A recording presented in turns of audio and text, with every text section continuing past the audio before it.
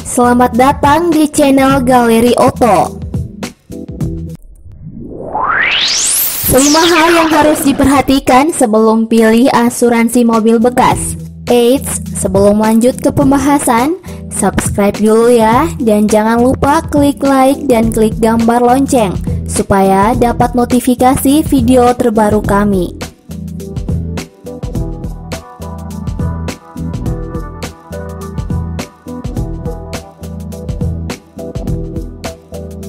Bukan hanya mobil baru yang perlu diasuransikan, kendaraan bekas pun sama. Sebelum mengajukannya, ada beberapa hal mengenai asuransi mobil bekas yang perlu Anda pahami. Tabrakan, kerusakan, bahkan mobil hilang akibat dicuri bisa saja terjadi. Tidak ada orang yang menginginkan hal buruk seperti itu terjadi pada mobil kesayangannya. Tentu Anda pun demikian, bukan? Melindungi mobil bekas dari hal buruk bisa Anda lakukan. Salah satunya membeli asuransi. Kira-kira ada bedanya tidak ya asuransi mobil bekas dengan yang baru? Agar bisa lebih memahaminya, mari simak penjelasan berikut nih. Pertama, jenis asuransi mobil bekas. Ada 2 tipe asuransi mobil yang umum ditawarkan perusahaan, yaitu All Risks atau biasa disebut juga sebagai asuransi komprehensif. Yang kedua, Total Loss Only. Dilansir dari Autospector dari situs Cermati, jangkauan tanggungan asuransi All Risks lebih besar. Segala jenis kerusakan serta kehilangan dapat diklaim dan digantikan. Bahkan, bila mobil terserempet dan lecet kecil, Anda bisa mengklaim kerusakan tersebut. Sementara itu, asuransi TLO hanya akan membayar klaim saat terjadi kehilangan mobil total. Hilangnya mobil dapat diakibatkan oleh perampasan maupun pencurian. TLO juga akan mengganti kerugian kehilangan akibat kerusakan yang terjadi di atas 75%.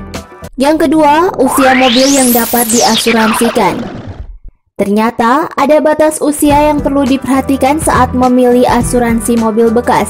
Asuransi All Risks hanya menerima mobil bekas berusia di bawah 9 tahun, sementara TLO di bawah 15 tahun. Beda perusahaan asuransi, beda pula batas usia mobilnya. Yang ketiga, premi asuransi mobil bekas. All Risks versus TLO.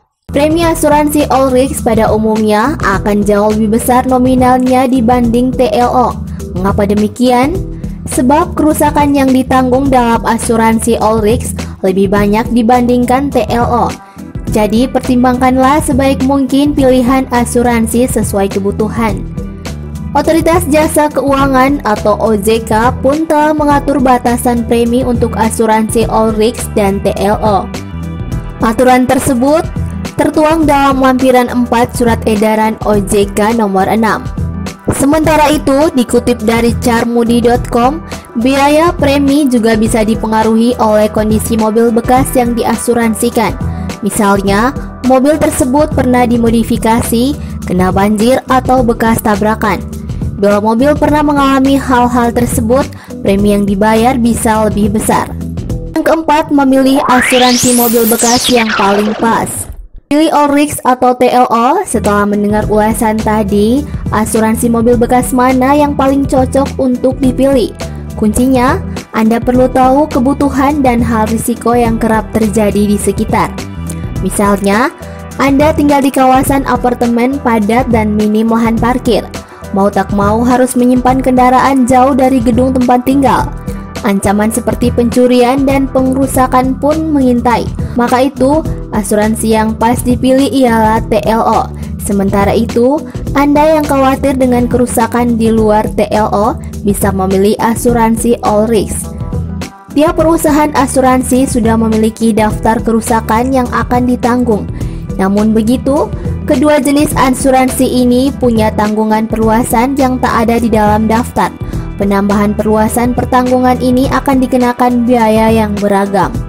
Yang kelima, mengkombinasikan asuransi All Risks dan TLO untuk mobil bekas.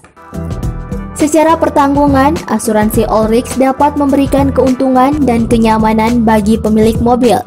Biarpun premi yang harus dibayarkan itu cukup besar biayanya, Sebenarnya Anda bisa mengkombinasikan all risk dan TLO untuk melindungi mobil bekas idaman.